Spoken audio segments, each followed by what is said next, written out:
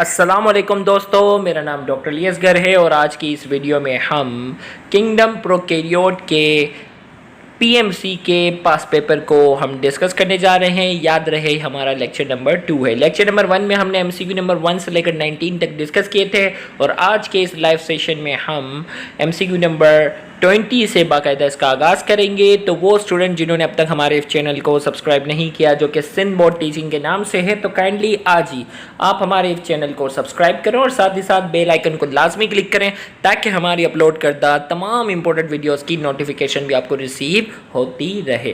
तो आइए हम आज का जो पहला सवाल है हमारा एमसीक्यू नंबर 20, हम उससे आगाज़ करते हैं। Ribosome present in prokaryotes are. Prokaryotes के अंदर जो है वो राइबोसोम जो हैं वो कौन सी वैरायटी के होते हैं? ऑप्शन ए में कहा जा रहा है 80S, ऑप्शन बी में कहा जा रहा है 60S, ऑप्शन सी में कहा जा रहा है 50S और ऑप्शन डी में कहा जा रहा है 70S। ए, बी, सी और डी चार ऑप्शन आपके पास हैं। फेडरल बोर्ड बायोलॉजी का ये सवाल है। तो जिन्होंने पढ़ा होगा उनको मालूम होगा कि प्रोकैरियोट के अंदर राइबोसोम की कौन सी वैरायटी होती है और यूकैरियोट के अंदर कौन सी वैरायटी होती है। तो यहाँ हमसे प्रोकैरियोट का पूछा गया है, तो जल्दी से लाइव चैट कमेंट सेक्शन में इसका आंसर दें, फिर मैं इसका करेक्ट आंसर बताने जा रहा हूँ। तो 2017 के पास पेपर में ये सवाल पूछा गया है और इसका करेक्ट आंसर हमारे पास है option D, 70S is the correct answer. Next MCQ हमारे पास जो है एमसीक्यू नंबर 21 की हम बात करेंगे। Name the one involve in DNA replication. हमें इन चारों ऑप्शन में से किसी एक का नाम बताना है जो डीएनए रेप्लिकेशन में अहम किरदार अदा करता है। ऑप्शन ए में कहा जा रहा है सिस्ट, ऑप्शन बी में कहा जा रहा है मीसोसोम, ऑप्शन सी में कहा जा रहा है राइबोसोम और ऑप्शन डी में कहा जा रहा है स्पोर। चार ऑप्शन हमारे पास है और हमें एक ऑप्शन जो है वो सेलेक्ट करना है। देखते हैं करेक्ट आंसर कितनों का आता है। Name the one involve in DNA replication. तो इसका करेक्ट आंसर हमारे पास जो है वो है ऑप्शन बी, मीसोसोम। याद रखिएगा, इनमें से मीसोसोम जो है वो डीएनए रेप्लिकेशन के अंदर अहम किरदार अदा करता है। नेक्स्ट एमसीक्यू हमारे पास है mesosomes are infolding of the cell membrane and are involve in. Mesosome जो है वो इनफोल्डिंग होती हैं सेल मेम्ब्रेन की, एन आर इन्वॉल्व इन। किस में इन्वॉल्व होती हैं? ऑप्शन ए में कहा जा रहा है डीएनए रेप्लिकेशन, ऑप्शन बी में कहा जा रहा है आरएनए सिंथेसिस, ऑप्शन सी में कहा जा रहा है प्रोटीन सिंथेसिस और ऑप्शन डी में कहा जा रहा है मेटाबॉलिज्म। ए, बी, सी और डी चार ऑप्शन हमारे पास है और आपने एक ऑप्शन सेलेक्ट करना है। तो इस एमसीक्यू का करेक्ट आंसर देखें, इससे पहले वाले में पता चल गया था ना डीएनए रेप्लिकेशन में किसकी इन्वॉल्वमेंट होती है? मीसोसोम की। तो यहाँ यही बात बता रहा है कि मीसोसोम किस में इन्वॉल्व है। तो इसका करेक्ट आंसर हमारे पास जो है DNA replication is the correct answer. Next हमारे पास है dash is an invagination of cell membrane which helps in cell division. Dash is an invagination of cell membrane which help in cell division. हमें कहा जा रहा है कि इनमें से कोई एक जो है वो इनवेजिनेशन ऑफ सेल मेम्ब्रेन है जो कि सेल डिवीजन में अहम किरदार अदा करता है। तो ऑप्शन ए में कहा जा रहा है फिम्ब्री, ऑप्शन बी में कहा जा रहा है न्यूक्लियोइड्स, ऑप्शन सी में कहा जा रहा है मीसोसोम और ऑप्शन डी में कहा जा रहा है एंडोस्पोर। ए, बी, सी और डी चार ऑप्शन हमारे पास है और एक ऑप्शन सेलेक्ट करना है। तो इसका करेक्ट आंसर हमारे पास वही है, इन्वेजिनेशन हमारे पास जो है वो क्या है? मीसोसोम है, इन्वेजिनेशन या इनफोल्डिंग। तो C is the correct answer. Next MCQ हमारे पास जो इस वक्त स्क्रीन पर है, functionally mesosome can be compare with. Function के लिहाज से मीसोसोम को हम किससे कंपेयर कर सकते हैं? भाई ये वाला एमसीक्यू 24 जो है वो एमसीक्यू में रीड कर रहा हूँ। Functionally mesosome can be compare with, किससे कंपेयर कर सकते हैं? ऑप्शन ए में कहा जा रहा है राइबोसोम, ऑप्शन बी में कहा जा रहा है माइटोकॉन्ड्रिया, ऑप्शन सी में कहा जा रहा है पॉलीसोम, ऑप्शन डी में कहा जा रहा है गोल्जी बॉडीज। तो फंक्शनली मीसोसोम को हम किससे कंपेयर कर सकते हैं? हमें वो बताना है। ए, बी, सी और डी चार ऑप्शन हमारे पास है। देखते हैं करेक्ट आंसर कितनों का आता है। तो फंक्शन के लिहाज से मीसोसोम को हम जो है वो ऑप्शन बी माइटोकॉन्ड्रिया से कंपेयर कर सकते हैं, क्योंकि माइटोकॉन्ड्रिया जो है वो सेलुलर रेस्पिरेशन में किरदार अदा करता है और प्रोकैरियोट्स के अंदर, गौर से सुनिएगा, प्रोकैरियोट्स के अंदर जो है वो सेलुलर रेस्पिरेशन मीसोसोम करवाता है। सेल डिवीजन में भी अहम किरदार अदा करता है और सेलुलर रेस्पिरेशन में भी अहम किरदार अदा करता है। नेक्स्ट एमसीक्यू हमारे पास जो है MCQ number 25। During unfavourable condition certain bacteria produce, unfavourable condition में कुछ बैक्टीरिया क्या प्रोड्यूस करते हैं? ऑप्शन ए में कहा जा रहा है राइबोसोम्स, ऑप्शन बी में कहा जा रहा है प्लाज्मिड्स, ऑप्शन सी में कहा जा रहा है माइटोकॉन्ड्रिया और ऑप्शन डी में कहा जा रहा है spores. A B C and D. During unfavourable condition certain bacteria produce, unfavourable condition में कुछ बैक्टीरिया क्या प्रोड्यूस करते हैं? राइबोसोम्स, प्लाज्मिड्स, माइटोकॉन्ड्रिया या spore. A B C and D, 4 option हमारे पास है और एक ऑप्शन जो है वो सेलेक्ट करना है। तो उसका करेक्ट आंसर हमारे पास जो है वो क्या है? Spore is the correct answer. Unfavourable condition में बैक्टीरिया क्या बनाते हैं? स्पोर्स बनाते हैं। एंडोस्पोर फॉर्मेशन पढ़ा है ना, ये यहाँ इसी की बात हो रही है। नेक्स्ट एमसीक्यू हमारे पास है, name the nutrition resulted by feeding on death and decaying matter. 2008 का ये सवाल है। हमें उस न्यूट्रिशन का नाम बताना है जिसमें कोई भी ऑर्गेनिज्म जो है वो मुर्दा और गली सड़ी चीज़ों से अपनी न्यूट्रिशन हासिल करता है। ऑप्शन ए में कहा जा रहा है, ऑप्शन ए में कहा जा रहा है सेप्रोफाइटिक, इस सवाल की बात हो रही है। बी में कहा जा रहा है पैरासाइटिक, सी में कहा जा रहा है सिम्बायोटिक, ऑप्शन डी में कहा जा रहा है B and C. A B C और डी, 4 ऑप्शन हमारे पास है और आपने एक ऑप्शन सेलेक्ट करना है। उस न्यूट्रिशन को क्या नाम देते हैं? तो बहुत ही आसान सवाल है और इसका करेक्ट आंसर मैं बताने जा रहा हूँ। करेक्ट आंसर हमारे पास है सेप्रोफाइटिक न्यूट्रिशन। वो न्यूट्रिशन क्या है? सेप्रोफाइटिक कहलाती है। नेक्स्ट हमारे पास है which of the following is aerobic bacteria. इनमें से कौन सा बैक्टीरिया जो है वो एरोबिक बैक्टीरिया? याद रखिएगा, एरोबिक बैक्टीरिया वो होते हैं जिनको अपने रेस्पिरेशन के लिए ऑक्सीजन की जरूरत होती है। ऑप्शन ए में कहा जा रहा है स्पाइरोकेट, ऑप्शन बी में कहा जा रहा है साइनोबैक्टीरिया, ऑप्शन सी में कहा जा रहा है इकोलाई, ऑप्शन डी में कहा जा रहा है Pseudomonas. A B C and D, 4 option हमारे पास है और आपने एक ऑप्शन सेलेक्ट करना है। तो इसका करेक्ट आंसर हमारे पास है option D, Pseudomonas is the correct answer. Pseudomonas जो कि एरोबिक बैक्टीरिया है। नेक्स्ट हमारे पास है bacterial death rate is equal to birth rate. इस ऑप्शन ए में कहा जा रहा है लैग फेज, ऑप्शन बी में कहा जा रहा है लॉग फेज, ऑप्शन सी में कहा जा रहा है डेथ फेज और ऑप्शन डी में कहा जा रहा है स्टेशनरी फेज। जब डेथ रेट, बैक्टीरिया जितनी रफ्तार से मर रहे हैं उतनी रफ्तार से पैदा हो रहे हैं, दोनों अगर बराबर हो जाएं उस फेज को क्या कहते हैं? ऑप्शन ए में कहा जा रहा है लैग फेज कहते हैं, ऑप्शन बी में कहा जा रहा है लॉग फेज कहते हैं, ऑप्शन सी में कहा जा रहा है डेथ फेज कहते हैं और ऑप्शन डी में कहा जा रहा है उसे हम कहते हैं स्टेशनरी फेज। तो 4 ऑप्शन हमारे पास है और हमें एक ऑप्शन जो है वो सेलेक्ट करना है। देखते हैं करेक्ट आंसर कितनों का आता है। तो इसका करेक्ट आंसर हमारे पास है option D, stationary phase is the correct answer. जब डेथ रेट जो है वो बर्थ रेट के बराबर हो जाता है उस फेज को हम नाम देते हैं स्टेशनरी फेज का। नेक्स्ट हमारे पास है binary fission is a characteristic cell division not found in. Binary fission जो है वो एक कैरेक्टरिस्टिक सेल डिवीजन है, किसके अंदर नहीं पाई जाती? यानी 4 ऑप्शन में से 3 ऑर्गेनिज्म में ये पाई जाती है, एक में नहीं पाई जाती। ऑप्शन ए में कहा जा रहा है सूडोमोनास, ऑप्शन बी में कहा जा रहा है कैम्फाइलोबैक्टर, ऑप्शन सी में कहा जा रहा है यूग्लिना और ऑप्शन डी में कहा जा रहा है E coli. A B C and D, 4 option हमारे पास है। Binary fission is a characteristic cell division not found in. Binary fission जो कि एक कैरेक्टरिस्टिक सेल डिवीजन है जो कि किसमें नहीं पाई जाती? ए बी सी और डी, 4 ऑप्शन हमारे पास हैं। जल्दी से इसका करेक्ट आंसर दे। देखिए भाई, इसका जो करेक्ट आंसर देगा उसको मेरी तरफ से शाबाशी और एक वो बहुत अच्छा डॉक्टर बन सकता है। देखिए, देखते हैं किसका करेक्ट आंसर आता है। जिसका करेक्ट आंसर हो वो कमेंट में ज़रूर बताएं। तो इसका करेक्ट आंसर मैं बताने जा रहा हूँ यूग्लिना। अब यूग्लिना कैसे लगा भाई? ऑप्शन ए बी और डी, ए बी और डी ये प्रोकैरियोटिक सेल है, ये बैक्टीरिया की टाइप्स हैं। तो इनके अंदर तो बाइनरी फिशन होता है और बैक्टीरिया के अंदर आपको मालूम है ना कि बाइनरी फिशन होता है। जबकि सी यूग्लिना जो कि यूकैरियोटिक सेल है, इसके अंदर बाइनरी फिशन नहीं होता। तो इसका करेक्ट आंसर हमारे पास जो था वो ऑप्शन सी है। नेक्स्ट एमसीक्यू हमारे पास है the bacteria that cause disease in human beings are called.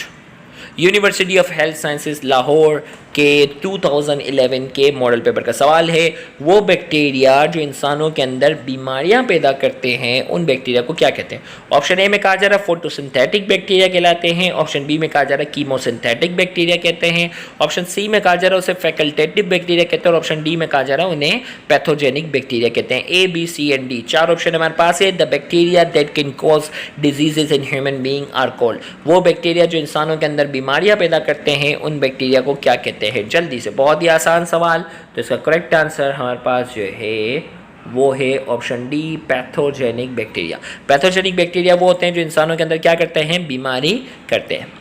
Next हमारे पास है pasteurisation technique is widely use for preservation of.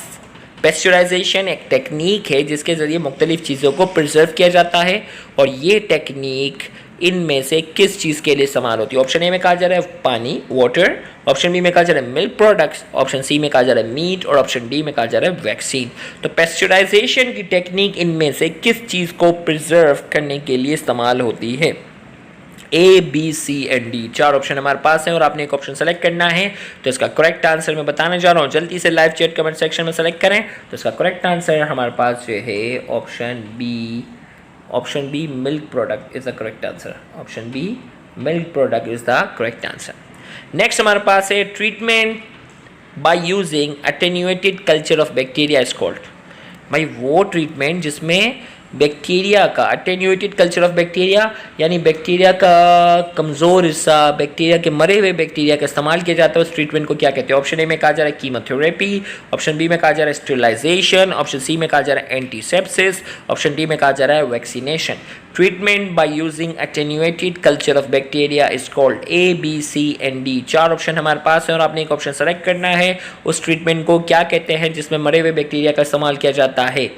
A, B, C and D. तो करेक्ट आंसर मैं बताने जा रहा हूँ, उसको कहते हैं वैक्सीनेशन। वैक्सीनेशन के अंदर इनएक्टिव बैक्टीरिया का इस्तेमाल किया जाता है जिसके ज़रिए जो है वो उसकी ट्रीटमेंट की जाती है।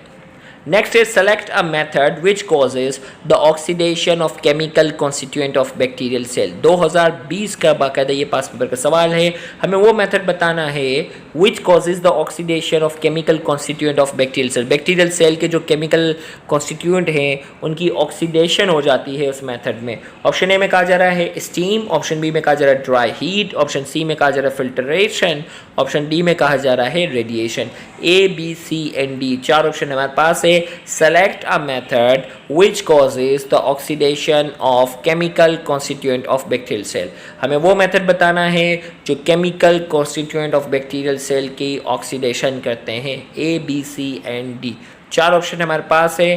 तो इसका करेक्ट आंसर हमारे पास जो है वो क्या है? Option B dry heat is the correct answer. इसका करेक्ट आंसर क्या है? Dry heat is the correct answer. Next हमारे पास है एंटीबायोटिक एक्ट अगेंस्ट। भाई एमसीक्यू नंबर 34 की बात हो रही है भाई, हमें बताना है एंटीबायोटिक एक्ट अगेंस्ट। एंटीबायोटिक किसके खिलाफ काम करती है? ऑप्शन ए में कहा जा रहा है बैक्टीरियल डिजीज, ऑप्शन बी में कहा जा रहा है एलर्जीज, ऑप्शन सी में कहा जा रहा है बैक्टीरियल एंड वायरल डिजीजेस और ऑप्शन डी में कहा जा रहा है वायरल डिजीजेस।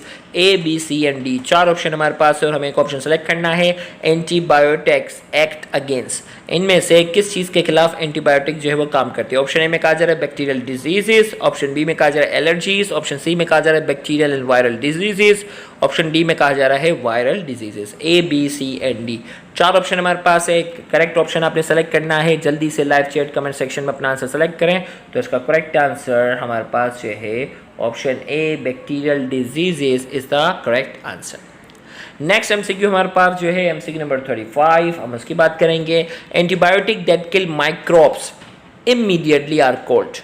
ऐसी एंटीबायोटिक्स जो माइक्रोब्स को फौरन मार देती हैं उन्हें क्या कहते हैं? ऑप्शन ए में कहा जा रहा है माइक्रोबायोस्टैटिक, बी में कहा जा रहा है माइक्रोबायोसाइडल, ऑप्शन सी में कहा जा रहा है बायोस्टैटिक, ऑप्शन डी में कहा जा रहा है chemotherapeutic. A, B, C and D, चार ऑप्शन हमारे पास है और आपने एक ऑप्शन जो है वो सेलेक्ट करना है। देखते हैं करेक्ट आंसर कितनों का आता है। Antibiotic that kill microbes immediately, जो माइक्रोब्स को फौरन मारने की सलाहियत रखती है उन्हें क्या कहते हैं? A, B, C and D, जल्दी से लाइव चैट कमेंट सेक्शन में। 2011 का ये सवाल है बाकायदा और इसका करेक्ट आंसर हमारे पास ये है ऑप्शन बी माइक्रोबियोसाइडल। साइडल का मतलब टू किल, माइक्रोब का मतलब माइक्रो ऑर्गेनिज्म। तो इसका करेक्ट आंसर हमारे पास जो है ऑप्शन बी है। नेक्स्ट हमारे पास एमसीक्यू नंबर हम 36 की बात करने जा रहे हैं। Chemicals produce by microorganism which are capable of destroying the growth of microbes are called. हमें कहा जा रहा है chemical produce by microorganism, ऐसे केमिकल जो माइक्रो ऑर्गेनिज्म जो है वो प्रोड्यूस करते हैं which are capable of destroying the growth of microbes, जो कि माइक्रोब्स की ग्रोथ को डिस्ट्रॉय करने की सलाहियत रखते हैं आर कॉल्ड। ऑप्शन ए में कहा जा रहा है एंटीजेन, ऑप्शन बी में कहा जा रहा है बैक्टीरियोसाइडल, ऑप्शन सी में कहा जा रहा है एंटीसेप्टिक, ऑप्शन डी में कहा जा रहा है antibiotic. A B C and D 4 option हमारे पास है। Chemicals produce by microorganisms which are capable of destroying the growth of microbes are called. वो केमिकल जो माइक्रो ऑर्गेनिज्म प्रोड्यूस करते हैं और वो कैपेबल होते हैं destroying the growth of microbes, जो माइक्रोब्स की ग्रोथ को डिस्ट्रॉय करने के लिए कैपेबल होते हैं, उन्हें क्या कहते हैं। ऑप्शन ए में कहा जा रहा है एंटीजेन, ऑप्शन बी में कहा जा रहा है बैक्टीरियोसाइडल, ऑप्शन सी में कहा जा रहा है एंटीसेप्टिक, ऑप्शन डी में कहा जा रहा है एंटीबायोटिक्स। तो 4 ऑप्शन हमारे पास हैं, जल्दी से एक ऑप्शन सेलेक्ट करना है। तो इसका करेक्ट आंसर क्या है, वो केमिकल सब्सटेंस जो है वो क्या कहलाते हैं, वो कहलाते हैं एंटीबायोटिक्स कहलाते हैं। नेक्स्ट एमसीक्यू हमारे पास जो है वो एमसीक्यू नंबर 37 की हम बात करने जा रहे हैं और उसमें most widespread problem of the antibiotic misuses. Antibiotic का मिसयूज यानी ज़रूरत से ज़्यादा गैर ज़रूरी एंटीबायोटिक का इस्तेमाल करने से क्या होता है। ऑप्शन ए में कहा जा रहा है रैपिड क्योर, जल्दी इलाज हो जाता है। ऑप्शन बी में कहा जा रहा है increase resistance in pathogen, pathogen की रेजिस्टेंस में इजाफा हो जाता है। ऑप्शन सी में कहा जा रहा है डिस्टर्बेंस ऑफ मेटाबोलाइट और ऑप्शन डी में कहा जा रहा है immunity. A B C D antibiotic का गलत इस्तेमाल करने की वजह से क्या होता है। गलत इस्तेमाल का मतलब गैर जरूरी, जरूरत से ज्यादा छोटा मोटा मसला हो गया बस हर वक्त एंटीबायोटिक इस्तेमाल करते हैं, तो इससे हो जाता है increase in resistance in pathogen. Pathogen की रेजिस्टेंस में क्या हो जाता है, इससे इजाफा हो जाता है। तो option B is the correct answer. Next MCQ हमारे पास जो है, नेक्स्ट एमसीक्यू हमारे पास जो है एमसीक्यू नंबर 38 की बात करने जा रहे हैं। Antibiotics are produce by fungi and certain bacteria of group. Antibiotics जो हैं वो फंजाई से प्रोड्यूस होते हैं और कुछ बैक्टीरिया से, हमें उस ग्रुप का बताना है। Oomycetes, ascomycetes, actinomycetes, basidiomycetes. A B C D antibiotics जो हैं वो कुछ फंजाई से प्रोड्यूस होते हैं और कुछ बैक्टीरिया, उन ग्रुप का नाम बताना है। Oomycetes, ascomycetes, बेजिडोमाइसीड्स, एक्टिनोमाइसीड्स। तो करेक्ट ऑप्शन हमारे पास जो है इस एमसीक्यू का, हमारे पास करेक्ट आंसर जो है वो ऑप्शन सी है। एक्टिनोमाइसीड्स ग्रुप से ताल्लुक़ रखने वाले ऑर्गेनिज्म जो होते हैं उनसे क्या होती है, एंटीबायोटिक तैयार की जाती है। नेक्स्ट हमारे पास है विच of one of the following antibiotic causes permanent discoloration of teeth in young children if it's misused। इनमें से कौन सी एंटीबायोटिक है जिसका अगर गलत इस्तेमाल किया जाए यानी ज़रूरत से ज़्यादा इस्तेमाल की जाए तो परमानेंट डिस्कलरेशन ऑफ टीथ, दांतों का जो कलर होता है उसमें परमानेंट तब्दीली आ जाती है। वो एंटीबायोटिक कौन सी? ऑप्शन ए में कहा जा रहा है पेनिसिलिन, ऑप्शन बी में कहा जा रहा है स्ट्रेप्टोमाइसिन, ऑप्शन सी में कहा जा रहा है सल्फोन अमाइड, ऑप्शन डी में कहा जा रहा है टेट्रासाइक्लिन। वो कौन सी एंटीबायोटिक है जिसका मिस यूज़ करने से परमानेंट डिस्कलरेशन ऑफ टीथ होती है? तो इसका करेक्ट आंसर हमारे पास जो है ऑप्शन डी टेट्रासाइक्लिन। टेट्रासाइक्लिन वो एंटीबायोटिक है जिसका मिस यूज़ करने से जो है वो परमानेंट डिस्कलरेशन ऑफ टीथ होगी।